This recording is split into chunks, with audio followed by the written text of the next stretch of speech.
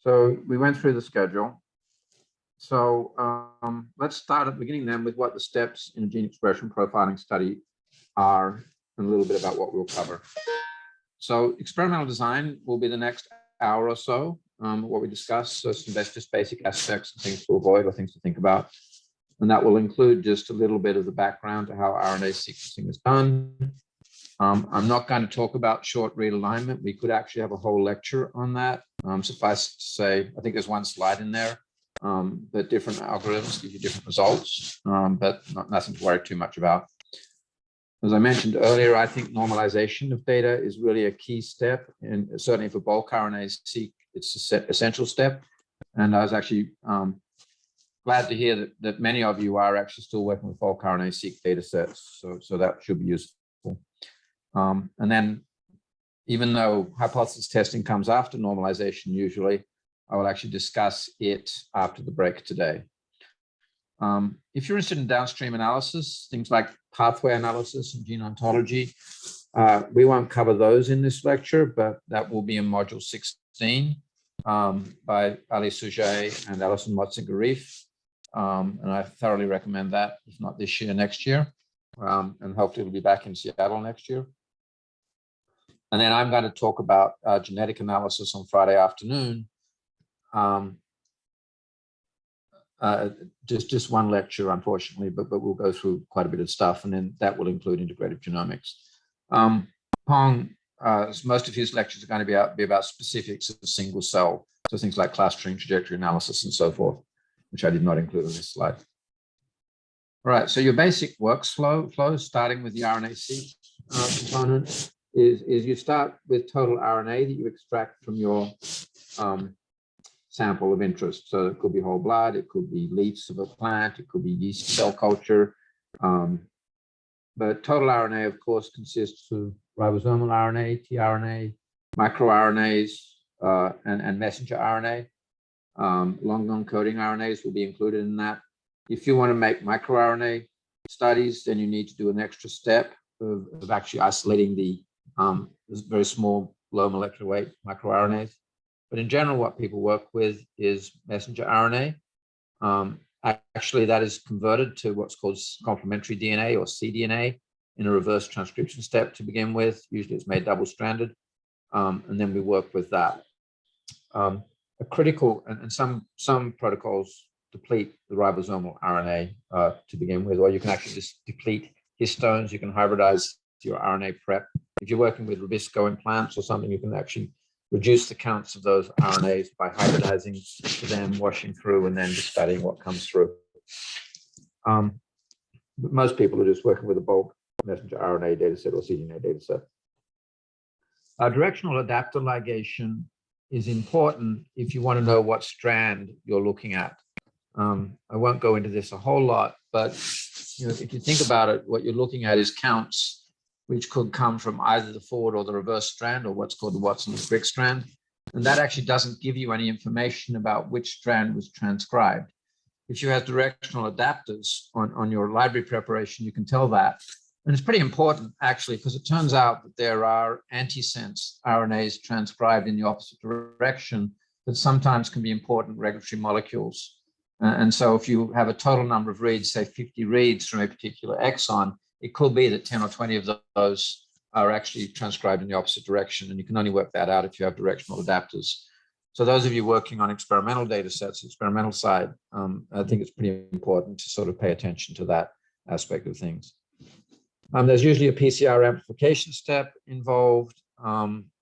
If we're talking about single cell data, that's a critical control in analysis, because we end up studying something called a unique molecular identifier. I mean, the PCR is so strong that you actually get multiple reads of individual molecules, actual individual transcripts. So that's controlled by a special barcode. And where I've got the term barcode addition there is just to refer to the fact that very often, to reduce costs, we will sequence multiple samples together in the same reaction. And if you want to know which reads came from me and which reads came from you and which reads came from someone else, then you actually have that barcode at the beginning of the read that tells you where it comes from. So the product from all of that is what we call a sequencing library. and that then goes typically onto an Illumina short read sequencer. It can either be single-stranded or, it could be either single end or paired end. If you want to get full-length transcripts, more and more people are starting to use long read sequencing, which is single molecule sequencing, and probably the most common type of that these days is something called Oxford nanopore sequencing. So you can actually read the full length of 2 or 3 or 4 kilobases of single molecules. They've got a much higher error rate in the actual sequence, but if you read enough transcripts, then that can be a very good strategy for getting good full length data. But for the most part, what we're talking about is short read sequencing. We aim in bulk RNA-seq for about 50 million sequences total. That's usually enough to do what we call saturation of the reads. So in other words, you get to a point where there's limited gains from sequencing further because you've already represented most of the sequences in the data set, or at least most of the genes in the data set. And everything, of course, is a balance of cost. So if you have a budget of $20,000, you have to decide how many samples to do and what read depth to do them. So you have to balance the library prep costs with the read depth costs with what your total outcome is going to be. And we'll talk about that in a minute in experimental design. It's a really critical thing. If you're talking about single-cell RNA-seq, we're typically aiming for about 50,000 sequences. If you're looking at single-cell attack-seq, it's more like 20,000 sequences per cell, but you're aiming for a total number within the range of 50 million. To do short read alignment, you typically need gene models. So you're aligning your cDNA reads to the genome, which includes intron sequences and regulatory sequences, but the gene models allow you to infer that a read is actually coming from 2 different exons. If you're working with an organism that doesn't have good gene models, there are techniques for actually assembling transcripts, canonical transcripts from the total data, and then aligning them to that library that you make in your model. But if you're working with human data or model plants, model animals, mouse, flies, then you're typically using the gene models that are there. Alignment used to be done with BWA and cufflinks. These days, we actually use something called STAR. There are a whole bunch of different software out there. I won't go into them. But the alignment is what's important to know is that there's an algorithm behind it. As you can imagine, not all sequences are identical. So if you're working in flies, you've got a variant every 50 base pairs or so. If you're working in humans, you typically only have a polymorphism every kilobase, so maybe only 1 or 2 per read. But that has to be accounted for in the alignment algorithm. And different algorithms do different adjustments, so they will give slightly different results. And then if there are insertion deletions polymorphisms in the data set, that also has to be accounted for. We'll talk a little bit about the difference between paired end and single end sequencing, but paired end is just basically a little bit more accurate. You have a little bit more confidence. Longer reads allow you to infer splice junctions much more easily, because if you go back 10 years, then reads are typically 50 base pairs long. And if 10 of those came from one exon and 40 from another, you just didn't have much power to sort of align just 10 bases. You need about 20 bases, 15 to 20 to be confident to begin with. So longer reads are better, and that's typically what it is today. And what you do after you've done that alignment is you get what's called a nucleotide level pile up of sequences. And then you can either analyze those level of the gene, the exon, or the isoform, which we'll get to in the next slide. And then having done that, sort of piled up and gotten your counts of reads, you then enter what most of the analysis pipeline that we'll talk about in this course are, which is data normalization, differential gene expression analysis, and then feeding that into sort of all sorts of downstream processes, such as gene ontology analysis. I'm not going to talk much about allele-specific expression, but that's where you have different counts from the 2 different chromosomes in a sample, and that can be very important and interesting for a lot of studies. Genetic analysis is trying to understand what is causing co-regulation of gene expression, or what the differences are between individuals with different genotypes. And then there's, of course, all sorts of bioinformatics pipelines, particularly importantly in single-cell analysis we'll discuss. So this is sort of what it looks like. So in eukaryotic genomes, genes are aligned along the chromosome with a pattern of exons and introns. So some genes have as many as 50 different exons, but typically you'll have 4 or 5 exons or up to 10 exons. And the introns can be really long. They can be tens of kilobases long, whereas the average exon is more like a kilobase or a half kilobase. So if you've got your reads, what I'm representing here with the sort of bold lines and the thin lines is that the bold would be the 2 ends of a fragment of cDNA that you prepare. So some tools, you only capture the 3' end. Some tools, you only capture the 5' end, particularly in single cell data. It's always tag sequencing. But when you're doing bulk RNA-seq analysis, you fragment the cDNA, and then you purify fragments that are maybe about 500 base pairs long. And then if you read 100 base pairs from one end and 100 base pairs from the other end, then you'll actually have a gap of 200 or 300 base pairs in the middle. But since you've got your gene model, you know what the expectation is, and that's taken into account in the alignment to the genome. So a lot of your reads will actually be internal to a whole exon. So if it's a kilobase long exon, and you've got a 500 base pair fragment, then you'd expect both reads to be in the same exon. And so that's what the light green ones here are representing. Alternatively, you can have reads that span exons. So for example, here, the forward read is from exon 1, and the reverse read is from exon 2. In this case here, you've got one that expands from exon 1 to exon 3. That would give you direct evidence that exon 2 has been spliced out in that case. So it gives you an estimate of actually the actual abundance of these different types of transcript. I don't know why I've got one there starting with the exon in the middle of an intron, but that will happen sometimes if there's been incomplete splicing in the sample. And in fact, that information can be used to do something called RNA velocity analysis, which is where you're trying to predict the trajectory of gene expression, because intronic reads give you a sense of newly transcribed transcripts, and that information can be useful. And then I mentioned a minute ago as well that you can get split reads. So that's where part of one of the forward or the reverse read is from each different exon. So here's a split read between exon 3 and exon 1. Here's a split read between exon 1 and exon 2. And you know, if you've got at least 15 base pairs in each of those 2 exons, then you can actually be fairly confident about that alignment. If you were to home in detail and see what we're looking at, well, typically what we're doing is aligning to a reference genome, which is just a single-stranded genome. Computationally, we're just doing an annealing, I guess, to that sequence. So basically, the algorithm says, I'm going to say +1 every time there's a match. And if there's a mismatch, say an A to a G, then you maybe penalize that a little bit. There's an indel, you penalize a little bit more. But so long as there's not a whole lot of polymorphism or not a whole lot of sequence error, then you get these alignments, which you've got high confidence in. And if you pile up enough sequences, then you will actually see that sometimes the beginning and the end of the reads are identical.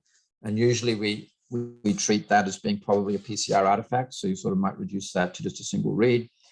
And but more importantly, I think what you see in this sort of data is you get things like situations where there's actually a common polymorphism in the reads.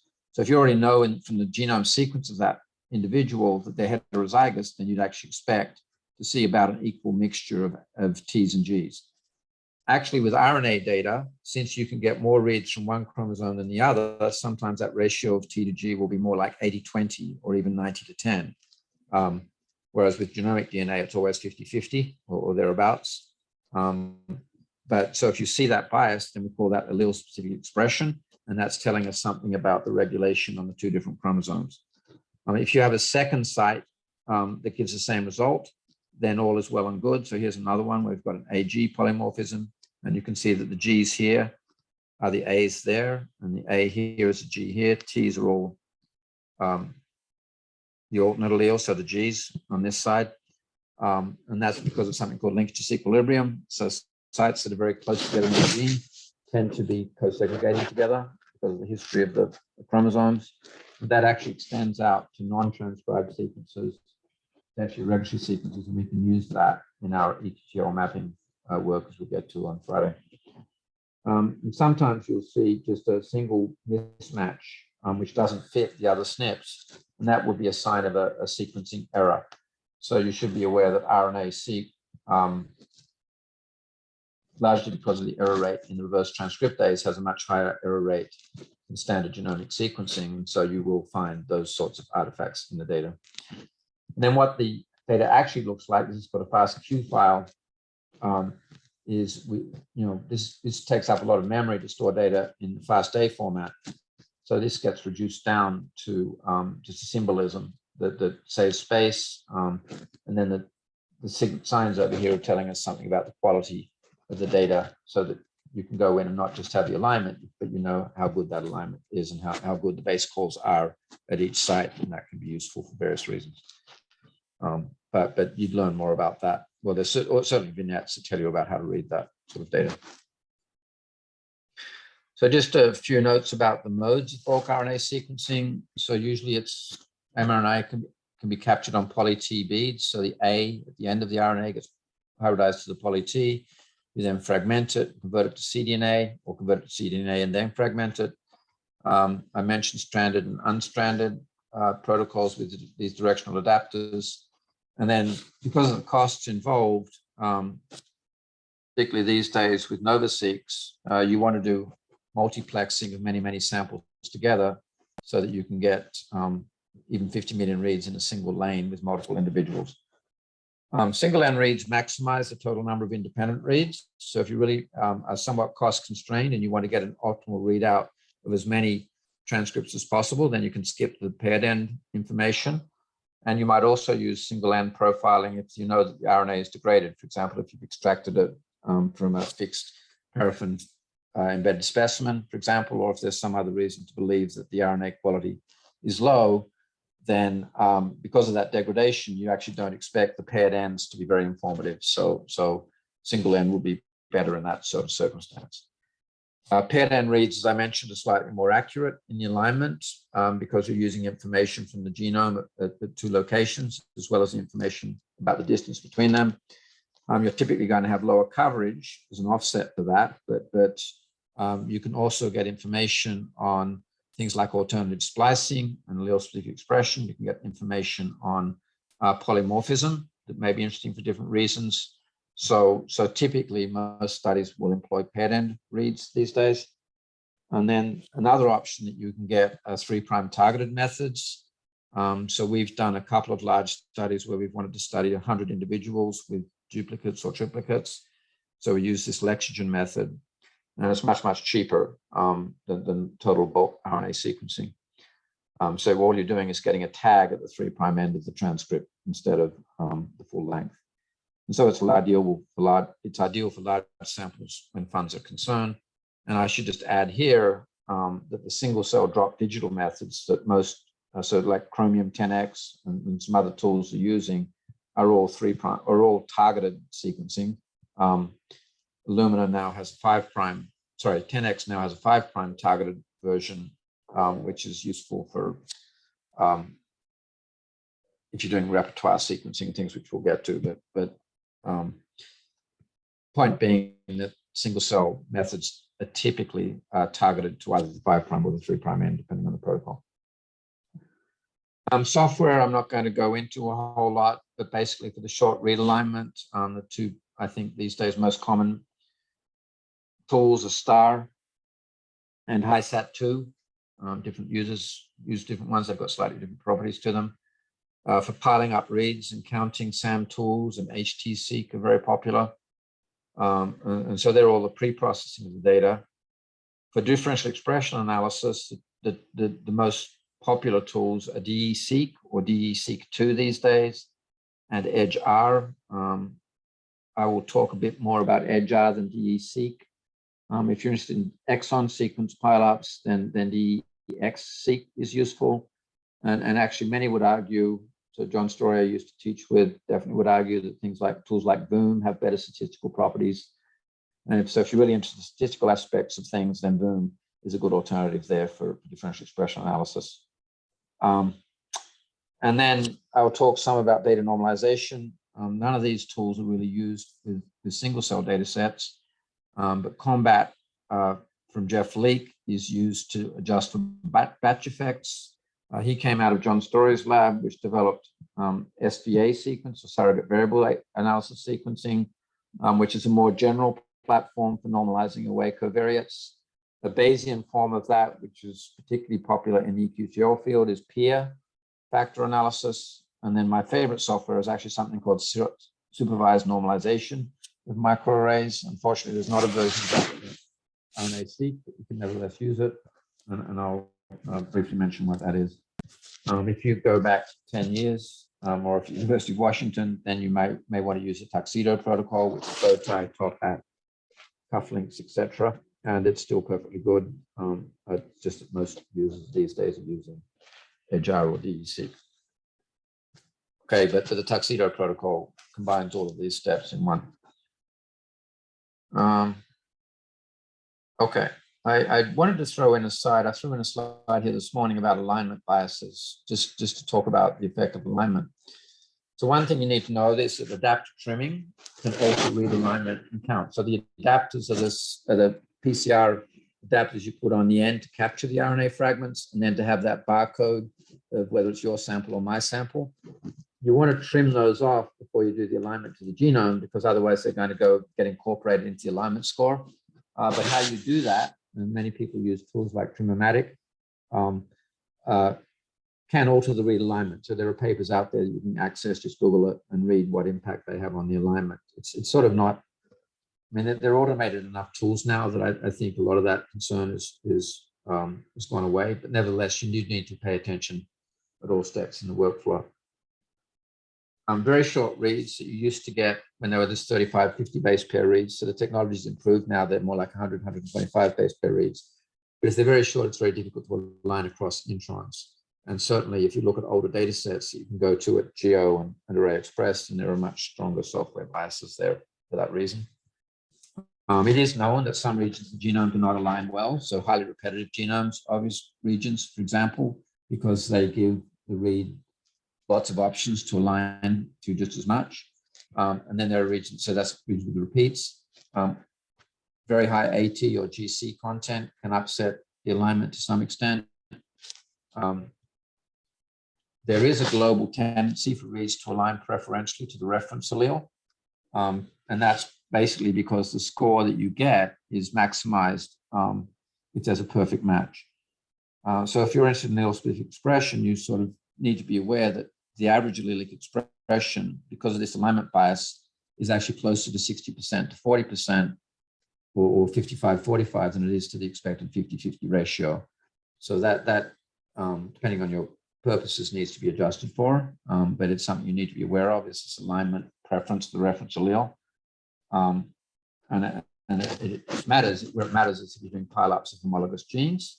So that is to say, two duplicate genes that are very, very similar in sequence. So in general, actually there is good power to differentiate those, particularly if there's more than 2 or 3 polymorphisms between them. But if they're very, very close in identity, then this can matter.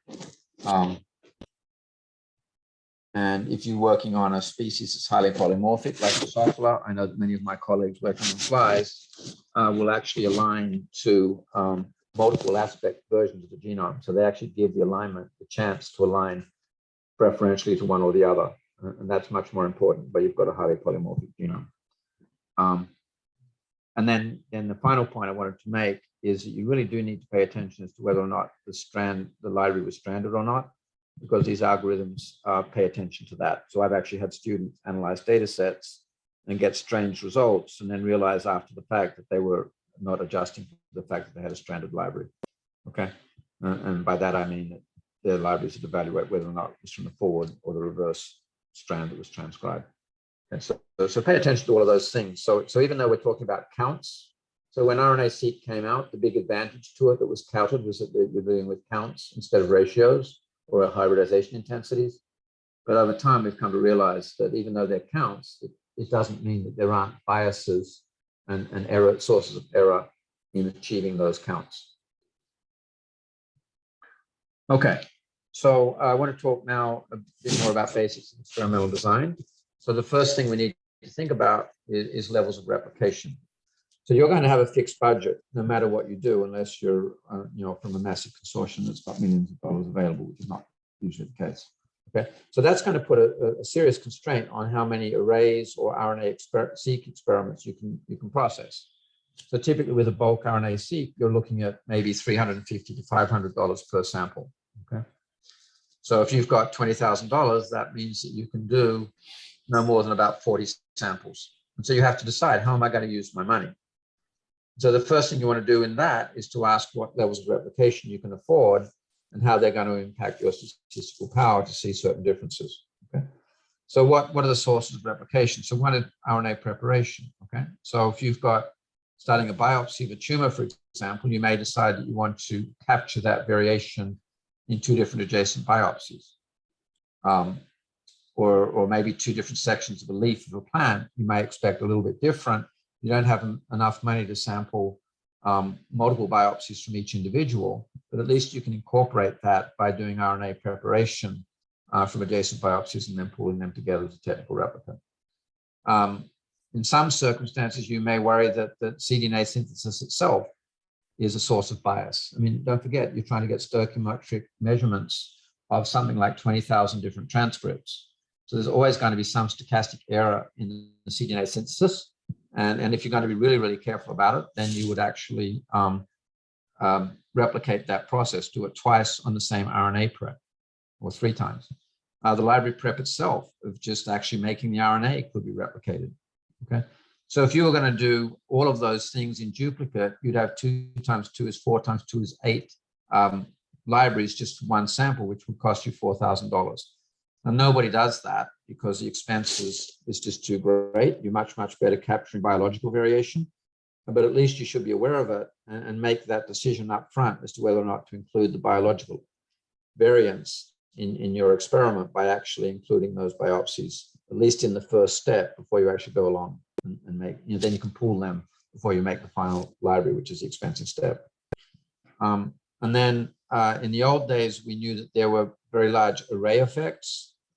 Even these days, there are studies showing that there are sequencing lane effects. There are studies that have sort of taken the same samples and sent them to Boston and to New York and to London and to Brussels and done them in comparison on different machines. You certainly do see a sequencing effect. In the old days of array data, a very big source of replication effect was the ozone in the atmosphere, which affected I think, deamination of one of the dyes. But for sequencing, that effect is there, but it's small relative to the biological variation. Okay, so that's all technical concerns.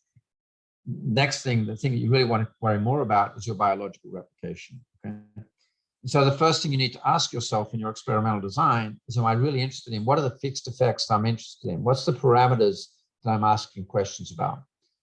And if it's a very simple experiment, then that's easy, because you just say, all I want to know is male versus female, or kidney versus liver.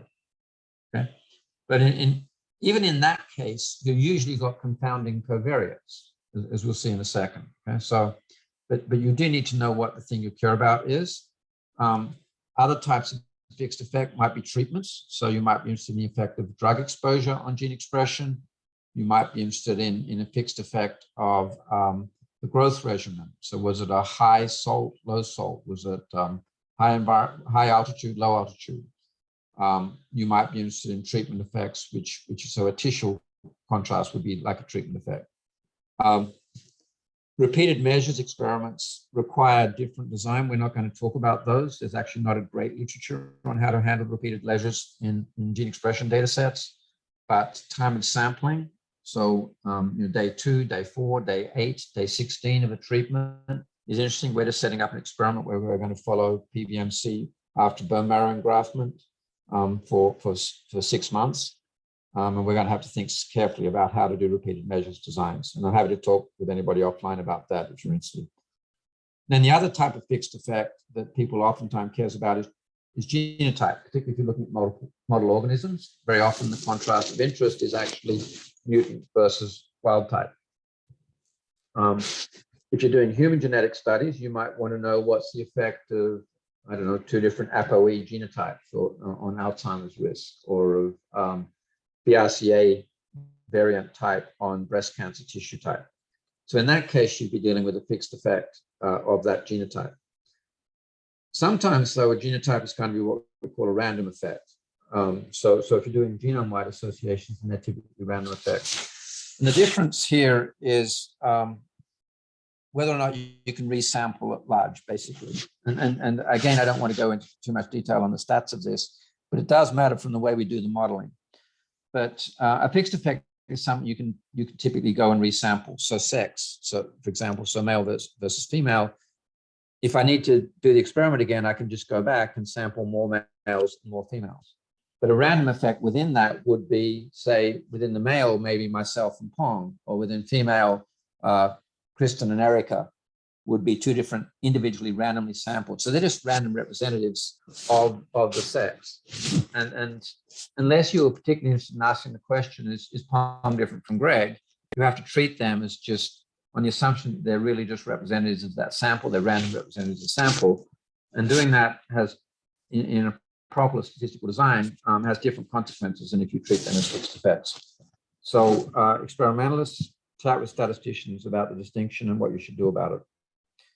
I added a field plot there because many of you are actually agricultural experiment, or not many, some of you are doing agricultural sort of experiments.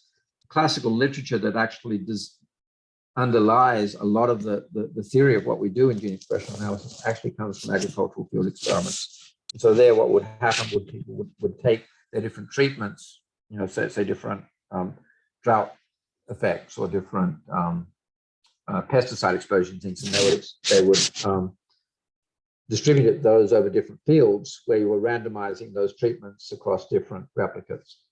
And that theory actually underlines some of the methods that appropriately should be used in gene expression profiling.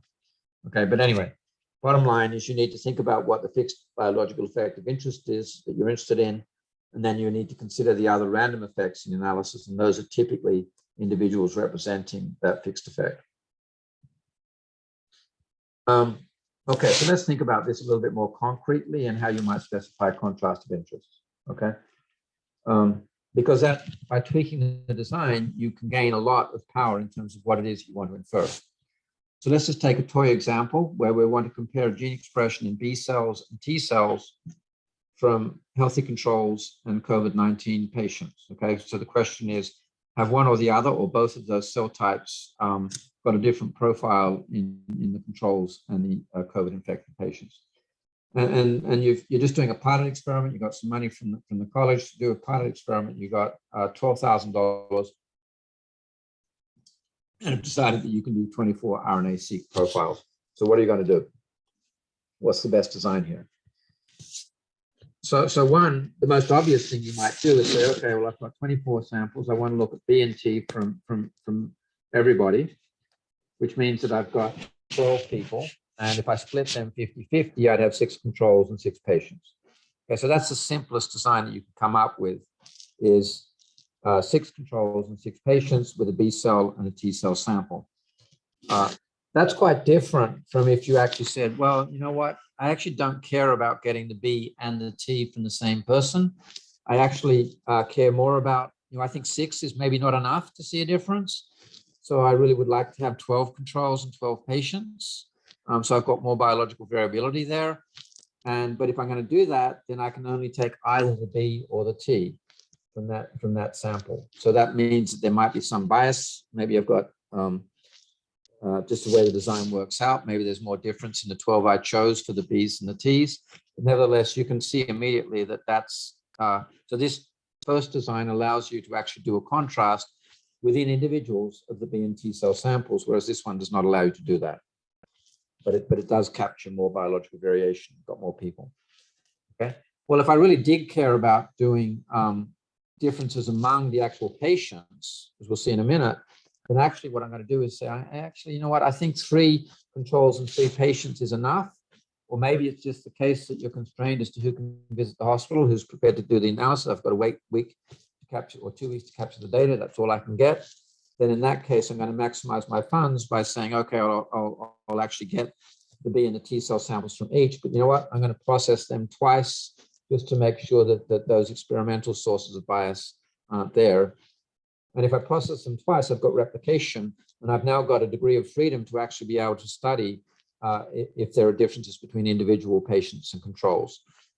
And so that might be a preferable design if you really do care about maximizing your ability to see differences among patients. Okay.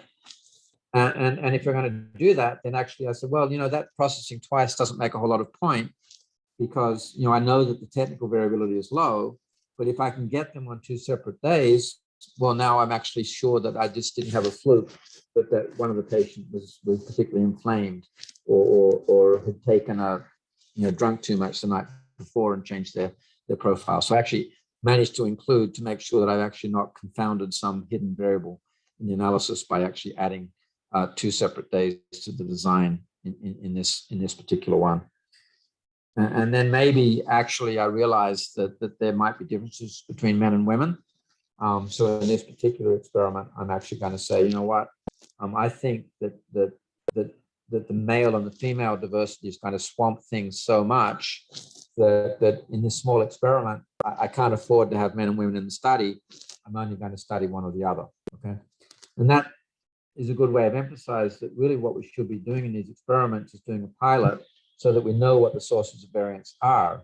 So if you see that male versus female, so those who are working on Drosophila, for example, male and female flies are dramatically different because one is basically made up of eggs, the other one's basically made up of sperm, and that will affect, if you do a whole body analysis, the expression greatly. And that would limit your ability to see differences, say, between young and old flies. Okay. So you really need to know what the sources of variance are, what the confounding sources of variance are, and think about that before you design your full experiment. Excuse me 1 second. I'm just going to shut my door. Oh. Sure. Sorry about that. And then another thing we might do in the spirit of gaining more data is to pool the 2 visits. So we may not be able to have enough money to process twice, but at least we can pool that data between the 2 visits. Okay, so now I've got 12 controls and 12 patients. So I've maximized biological diversity. I've got both T cells represented, but I've actually managed to increase the biological source of variance by doing the pooling. So I hope you can see that doing those things really is going to give you different outputs from the way you've designed the experiment. And there's not an analysis that wouldn't benefit from thinking about that up front. Okay, and then you need to know what your main effects are. Okay, so if you have biological replicates, then you can evaluate those main effects. Without biological replication, you cannot because you don't have a degree of freedom. So you may want to reduce the number of individuals to allow you to address things like within individual variability, to actually ask whether or not there's the 3 different controls or patients are different from each other.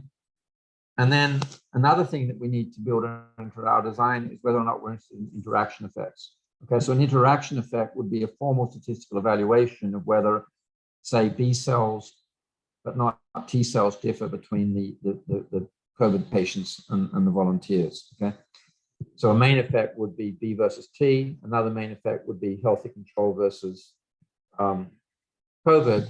But the interaction effect is whether or not those 2 things differ among each other. So B cells may be greatest in COVID. So you need to think about that up front as well. All right, so let's think about how that actually impacts your analysis. So here is actually the results of the experiment that we did. And the way I've set it up, the way I've drawn it here is I've got 6 healthy patients, healthy controls, 6 COVID patients here. And I've got B cells on the left of each set, and I've got T cells on the right of each set. And if I look at this analysis, and I can sort of draw out a range of the expression, and I can compute a median if I want, or a mean value. I've got the variance within those. And if I just did this analysis like that, then I'd probably conclude, sorry. Oh, yeah.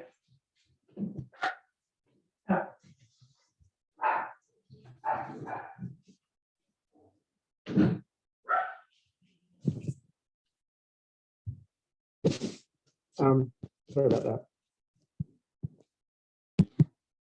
Ugh, I stopped sharing. Excellent.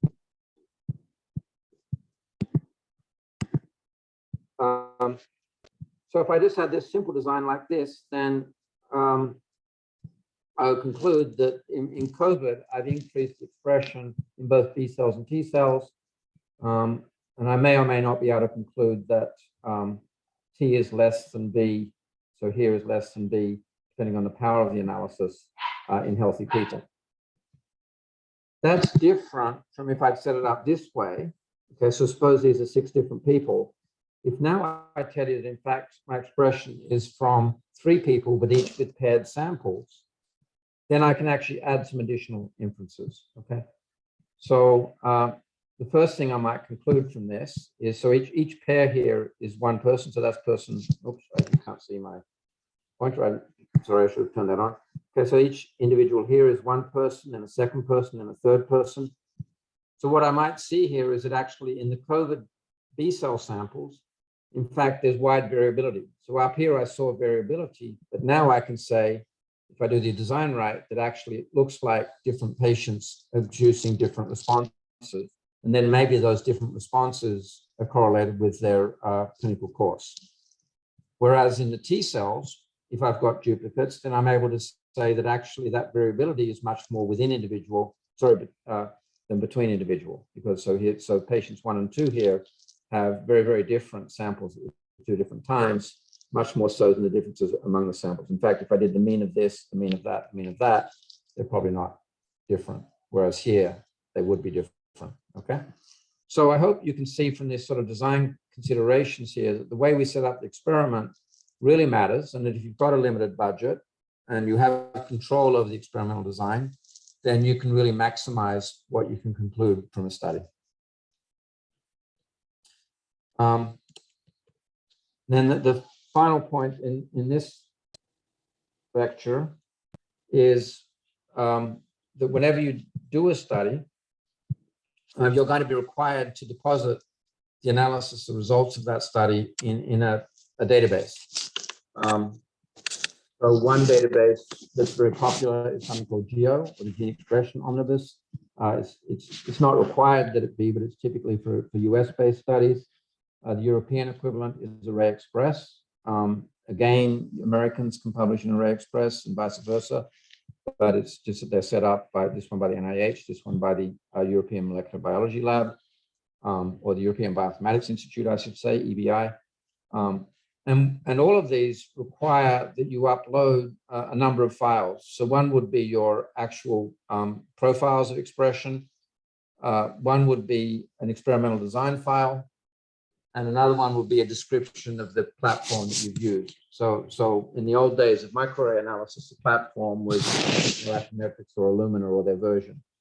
These days, the platform is the gene models and the version of the genome annotation that you've used. Okay, so you upload that, or you describe that with something called the minimum information annotation microarray experiment, and then you upload the actual raw data.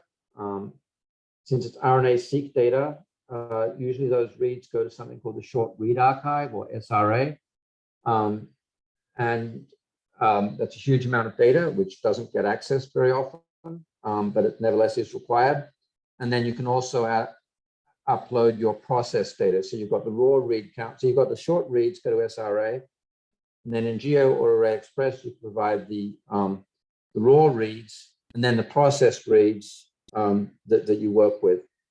And then of course, to interpret that, people need the experimental design matrix. And I have to say that very often, much more often than not, there is insufficient data in that experimental design file for people to replicate your findings. And part of that has to do with IRB restrictions. So it's not always possible, to actually enter clinical data. And it's particularly important to note with RNA-seq data that actually it is possible to infer identities from the genotypes you can download from the RNA-seq. So that's a concern there. And in fact, there was a paper that came out a few weeks ago actually cataloging and arguing that something like only 10% of all data sets were usable. And even if you ask people to provide the data, they don't usually do it. So there's a problem there. And it means that if you're working on consortium studies, then actually you get so much more value out of working as part of a consortium because those people are committed to sharing that data.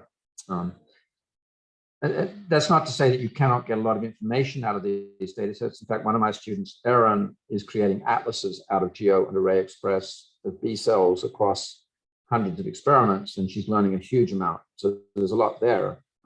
But it's, I guess what I'd say is if you're going to, not if you're going to, you have to, but when you do, please be as comprehensive as possible in providing the metadata, so the experimental design data. And then the final thing just for this particular lecture is that if you want to download, particularly from Geo data sets, then there is actually a very nice piece of R code called GeoQuery, which allows you to retrieve those data sets in a format that is actually also fully integrated the design matrix and the actual results in a way that allows you to do analyses of them pretty much straight away. So GeoQuery, the bioconductor software is there. Hopefully you're all aware of bioconductor. So it's a compendium of R, open source R packages with their vignettes that you can use to do basically everything we're going to talk about in this course. Okay, so I'm going to stop there for about 15 minutes and suggest we come back at 4. Because we started a little bit, we started with the introductions, and then I'll go on probably for about an hour and a half, quarter in the second lecture. So Pong, do you want to stop recording? And